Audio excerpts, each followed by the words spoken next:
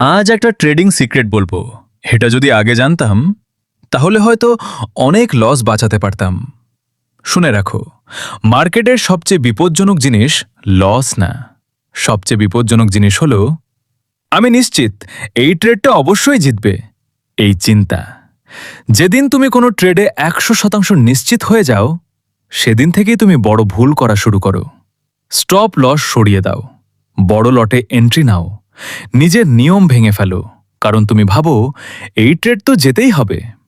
কিন্তু মার্কেট কাউকে নিশ্চয়তা দেয় না। প্রতিটি ট্রেড শুধু একটি সম্ভাবনা। একজন প্রফেশনাল ট্রেডারও জানে না পরের ট্রেড লাভ হবে নাকি লস। সে শুধু জানে যদি নিজের নিয়ম মেনে চলি তাহলে দীর্ঘমেয়াদে আমি টিকে থাকব। এটাই আসল সিক্রেট। মার্কেটে যেতে সেই মানুষ যে ভবিষ্যৎ জানার চেষ্টা করে না, বরং অনিশ্চয়তার মধ্যেও নিজের নিয়ম অনুসরণ করে।